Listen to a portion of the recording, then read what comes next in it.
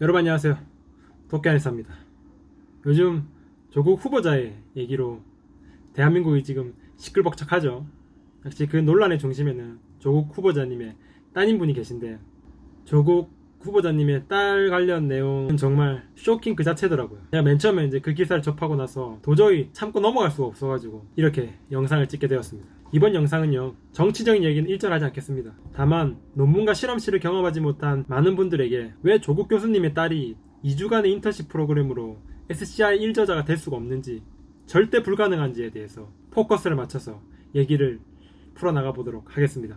굉장히 현실적인 이야기가 될 것 같아요. 도대체 SCI 논문이 뭔지, 어떤 의미를 가지는지, 그리고 어떤 과정을 거쳐서 써지는지, 왜 고2가 2주간의 인턴십 프로그램으로 SCI 1저자가 될 수가 없는지와, 마지막으로 교신저자였죠. 장영표 교수님의 해명이 있었죠. 그 해명에 대한 반박을 차근차근 하나씩 풀어나가 보도록 하겠습니다. 일단 SCI 논문이 뭔지부터 설명해 드릴게요. SCI 논문 치면 과학기술 인용 논문 세긴? 미국 클래리베이트 애널리스틱사가 구축한 국제학술 논문 데이터베이스라고 설명되어 있는데 어렵죠. 제가 간단하게 쉽게 설명해 드리면, 전 세계적으로는 많은 학술지가 존재하죠. 우리나라에도 여러 학술지가 존재하는데요. 그 많은 학술지 가운데서 그중에 미국의 한 회사가 학술적으로 기여도가 높은 저널들을 선정해가지고 SCI 저널을 그룹으로 만든 거예요. 그러니까 학술지 중에서 SCI 저널로 인정받은 학술지는 세계적으로 그 권위를 인정받은 학술지다 라고 말할 수 있는 거죠. 그리고 그 SCI 논문을 썼다는 거는 국제적으로 통용될 수 있는 연구 성과를 이루었고, 그것이 훌륭한 연구로 인정받았다 라는 걸 뜻하는 거죠. 그럼 논문 저자에 대해서 간단하게 설명드리면, 논문을 보면 이제 여러 사람의 이름이 차례대로 나열돼 있죠. 그 중에서 가장 첫 번째 적혀 있는 사람이 제1저자, 그리고 가장 마지막에 적혀 있는 사람이 총책임자인 교신저자, 주로 지도 교수님의 이름이 많이 올라가죠. 그리고 그 사이에는 뭐 2저자, 3저자 뭐 이렇게 말하기도 하는데 큰 의미는 없고요. 다 묶어서 공저자라고 합니다. 그럼 이제부터 SCI 논문이 얼마나 쓰기 어려운 논문인지 천천히 설명해 드리도록 하겠습니다. 대학교 과정을 학부 과정이라고 하죠. 그리고 이 과정이 끝나면 대학원 과정이 되고, 석사 과정과 박사과정, 대학원생 과정이 들어가게 됩니다. 이 대학원생에는 풀타임 대학원생이 있고 파트타임 대학원생이 있습니다. 풀타임은 말 그대로 연구실에 상주하면서 연구하면서 실험하고 논문을 쓰는 일반적으로 우리가 아는 대학원생들이고요. 파트타임 대학원생은 그냥 부분적으로만 정해진 날짜에 와서 참여하는 대학원생으로, 로컬에 계신 많은 원장님들이 이 방법으로 석박사기를 많이 취득하시곤 하죠. 그런 파트타임이 아닌 그냥 정식 풀타임 석사과정 대학원생이 졸업할 때 졸업 논문 이외에 SCI 논문 한 편 갖고 졸업한다? 그러면 대학원 정말 잘 보냈다고 흔히들 얘기를 해요. 이게 무슨 말이냐고 하면요, 2년 동안 하루 종일 실험하고 논문 읽고 공부해도 SCI 한 편 갖고 졸업하기 힘들다는 거예요. 이 말은 두 가지로 풀이될 수 있는데요. 첫 번째는 SCI 논문을 처음 쓰는 사람에게는 그만큼 SCI 논문을 쓰는데 첫 진입장벽이 높다, 그만큼 쓰기 힘들다 라고 풀이될 수 있고요. 두 번째는 SCI 논문 1저자가 될 기회를 거의 가질 수가 없다는 걸 뜻합니다. 이 두 번째에 대해 좀 더 자세히 설명해 드리면, 지금 박사과정 대학원생도 SCI 논문 1저자 논문 한 편도 없는데, 어디 흔히 말하는 석사 나부랭이가 어떻게 1저자를 씁니까? 어림도 없죠. 애시당초 1저자를 쓸 기회가 좀처럼 갖기 어렵습니다. 그렇기 때문에 석사 2년을 꼬박해도 SCI 1저자는 정말 쓰기 힘든, 정말 어려운 논문이죠. 그렇다면 이제 SCI 논문은 이제 어떻게 구성되어 있고 왜 이렇게 쓰는데 어렵고 오래 걸리는지에 대해서 설명해 드리겠습니다. 이렇게 보시면 이게 조국 교수님의 따님분이 쓰셨다고 한 논문인데, 위에 보면 제목이 있고요. 그 밑에 저자, 그리고 이제 앱스트랙트 초록이 위치하게 됩니다. 이건 이제 논문의 요약이라 보시면 되고요.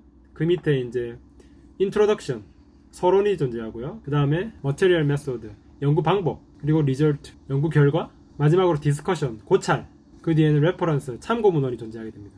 흔히들 SCI 논문을 쓸 때 이런 말을 많이 해요. SCI 논문 한 편을 쓰기 위해서는 SCI 논문 1000편 이상을 읽어야 된다.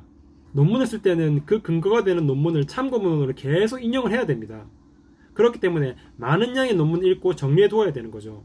가령 의학 논문이라고 하면 해당 질환이 어떤 질환이고 어떤 문제점들을 이야기하는지 다른 논문을 인용하면서 논문을 적어가야 되고, 실험을 통해서 확인한 인자들은 왜 그 인자들을 확인했고 그 인자들이 인체에서 어떤 역할을 하는지 등등 근거가 되는 문장들을 전부 다른 논문을 인용하면서 적어 내려가야 됩니다.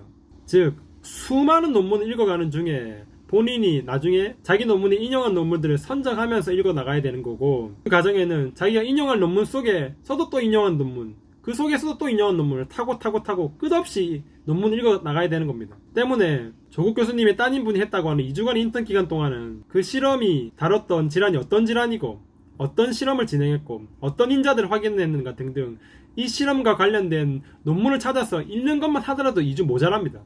그리고 그 모든 거는 본인이 직접 논문을 찾아서 내용을 습득해야 되기 때문에 시간이 많이 걸릴 수밖에 없죠. 실험실은 학원이 아니거든요. 옆에서 지도 교수님이 하나하나 상세히 알려주지 않습니다. 논문을 보면서 자기가 스스로 공부해서 익혀야 되는 거죠. 따라서 SCI 논문 한 편을 쓴다는 것은 단지 영어로 논문을 적는다 라는 의미는 넘게 되는 거죠. 영화 감독에 비유하면 이해가 빠르실 것 같아요. 영화 감독이란 자리는 단지 컷, 액션 하면서 영상만 찍는 자리가 아닙니다. 연출뿐만 아니라 편집, 녹음, 음악, 디자인, 연기 지도까지 종합 예술의 자리인 거죠. 하나의 논문을 적는 것도 마찬가지입니다. 논문을 적기 위해서는 그냥 작문하는 것이 아니라 왜 이 실험이 처음부터 계획됐는가부터 실제적으로 어떤 실험이 무슨 방법으로 진행되었고 실험 후에 데이터를 수집하고 통계를 돌리고 분석하면서 어떤 결과들이 도출되었으며 이 연구로 무엇을 알게 되었고 향후 과제는 어떤 것들이 있는지 연구의 처음에서부터 끝까지 이해하고 통찰한 상태에서만이 한 편의 논문을 적을 수가 있는 거죠. 그렇기 때문에 더더욱 2주간의 참여로는 SCI 논문을 쓸 수가 없는 거죠.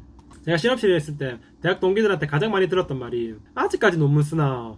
네 논문은 도대체 언제 나오는데? 였습니다. 그럼 왜 이렇게 이 SCI 논문이 나오는 데까지 오래 걸리는지 그리고 오래 걸릴 수밖에 없는지에 대해서 한번 알아보도록 하죠. 첫 단계로 이제 실험 계획을 세우고 이제 실험에 들어가게 되죠. 동물 실험이 되었건 세포 실험이 되었건 임상 실험이 되었건 일정 기간 동안 실험이 진행되게 되죠. 정해진 실험 기간이 지난 후에는 이제 표본을 채집해가지고 여러 가지 실험 방법을 통해서 데이터를 바꿔서 결과를 알아보게 되죠. 여기서 이제 시간이 굉장히 많이 소요됩니다. 처음 논문을 쓰거나 실험을 배우는 사람들은 익숙하지 않기 때문에 한 번에 모든 결과가 데이터가 쫙 잘 나오기 힘듭니다. 실험이라는 것 자체가 정말 극소량의 양을 다루기 때문에 조그마한 부주의에도 실험 결과가 큰 영향을 미치게 되기 때문에 몇 번이고 똑같은 실험을 반복하게 되죠. 이 실험도 기술이고 요령이 있기 때문에 숙련자가 아닌 처음 실험을 배우는 사람에게는 수많은 시행착오의 시간을 필요로 하게 되는 거죠. 그리고 저는 이 하나의 데이터를 뽑기 위해서 똑같은 실험을 한 달 내내 한 적도 있습니다. 그런 일이 또 비일비재하고요. 조국 교수님의 따님의 논문에서 등장하는 실험 방법인 PCR이라든지 전기영동 실험은 저도 실험실에서 수없이 많이 한 실험이고 제 논문에서 모두 등장하는 실험 기법입니다. 그런 실험에서 정말 깔끔한 데이터를 얻기까지 정말 많은 시간이 많이 걸리거든요. 우여곡절 끝에 데이터가 모두 다 나왔다고 하면 이제 논문을 적어야죠. 처음 SCI 논문을 적게 되면서 초록이라고 하죠. 앱스트랙트 요약본. 앱스트랙트 하나를 적는데도 시간이 꽤 많이 소요됩니다. 논문식 표현 방법이 존재하고 서술 방식이 존재하기 때문에 여러 논문을 읽으면서 그 표현 방식을 익혀야 되고요. 거기다가 참고 문헌을 계속 달아야 되기 때문에 정말 수없이 많은 논문을 적는 과정에서 읽게 되죠. 그리고 논문이 완성되면 이제 목표로 하는 저널에 투고를 하게 되죠. 어플라이를 하게 되는데 여기서 이제 해당 저널에서 답장이 오기까지 무한정 기다림이 지속되는 거죠. 투고를 한 다음에 그 논문이 바로 받아들여져서 억셉트 되는 경우도 뭐 있다고는 하는데 저는 본 적은 없고요. 정말 극히 드물다고 하고 이제 리비전, 수정하라는 메일이 오게 되죠. 해당 저널에서 이런 부분이 아직 미진하니까 보충해주세요 라는 요청 메일입니다. 여기서 메이저 리비전과 마이너 리비전이 있는데 마이너 리비전은 말 그대로 간단히 수정이 가능한 요청이기 때문에 마이너 리비전을 받았다면 본인의 논문이 거의 액셉트 되었구나 라고 생각하면 됩니다. 반면 메이저 리비전을 받았다면 이거는 간단히 수정이 가능하지 않은 추가 실험을 요구하는 경우가 많습니다. 최악의 경우에는 뭐 동물 실험, 세포 실험 등을 처음부터 다시 진행해야 되는 경우도 있습니다. 이럴 때는 시간이 걸리더라도 메이저 요청 사항을 추가해서 다시 제출할 수도 있고 그 저널을 포기하고 조금 낮은 레벨의 저널에 다시 투고하는 방법도 있습니다. 그렇게 리비전이 모두 통과되었고 최종적으로 논문이 해당 저널에 액셉트 되었다고 끝이 아니죠. 그 저널에서 내 논문이 출판이 돼야 모든 과정이 끝이 납니다. 내 논문이 퍼블리시 되는 날짜는 다음 5월 호에 바로 출판이 될 수도 있고요. 그 저널에서 퍼블리시 해야 되는 논문이 많이 밀려있다면 몇 개월 후에 내 논문이 퍼블리시 되는 경우도 있습니다. 이렇게 SCI 논문 한 편을 쓰는 건 정말 오랜 시간이 소요됩니다. 재판과 같죠. 범죄자가 있다고 해도 바로 재판이 열리고 바로 선고받고 바로 감옥 가는 거 아니잖아요. 재판이 열리기까지 꽤 오랜 시간이 걸리고 재판이 열리고도 몇 차례 오랜 공판 기간이 존재하고 그 후에 며칠 뒤에 또 선고까지 긴 시간이 걸리게 되죠. SCI 논문 쓰는 것도 비슷합니다. 실험하는데도 오랜 시간이 걸리고 논문을 쓰는 것도 오랜 시간 걸리고 그리고 그 논문이 저널 출판되어 나오는 것까지도 오랜 기간이 필요하게 되죠. 그래서 SCI 논문은 쓰는데 정말 오랜 기간이 걸리게 되는 거죠. 최근 뉴스를 보면 단국대 장영표 교수님이 재단에서 2,500만 원을 지원받고 수행한 국가 R&D 과제 연구기간은 2006년 7월부터 2007월 6월달 말이었다고 해요. 그리고 조국 후보자에 따른 이 연구기간이 끝난 한 달 후에 인턴으로 들어갔다고 하네요. 그래서 원래 알고 있었던 고2 때 인턴 기간을 한 게 아니고 실제로는 고교 1학년 때 2007년 7월 23일부터 8월 3일 약 2주간 인턴을 했다고 해요. 그리고 1년 5개월이 지나서야 일저자에 등재가 됐다고 합니다. 아마 조민양이 인턴을 마치고 난 후에 논문이 나오기까지 1년 5개월 동안 다른 연구자들이 열심히 실험하고 논문을 적었겠죠. 안 봐도 눈에 훤합니다. 이렇게 SCI 논문이라는 거는 한두 달 만에 뚝딱 만들어낼 수가 없고요. 반대로 그렇기 때문에 SCI 논문이 더욱더 가치가 있는 것이라고 저는 생각을 합니다. 그럼 이제 조민양의 교신저자였던 장영표 교수님의 해명이 왜 말이 안 되는지에 대해서 하나씩 따져보도록 하죠.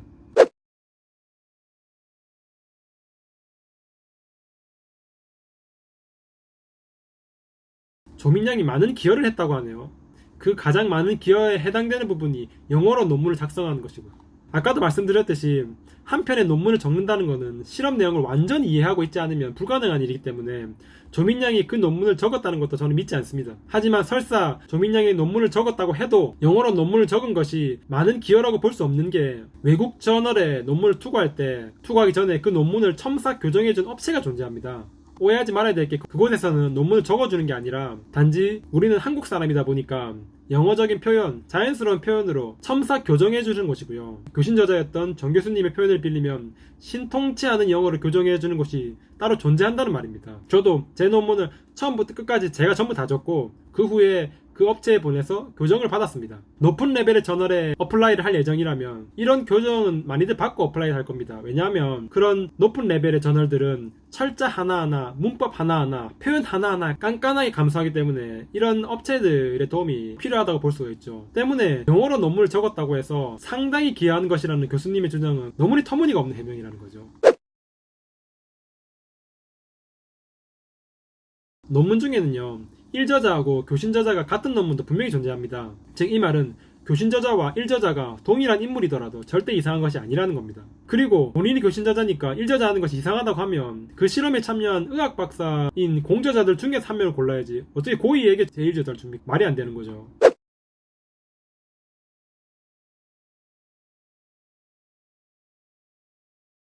굉장히 논란이 되었던 해명이죠. 유학 가는데 도움이 될 거라고 해서 1저자를 줬다.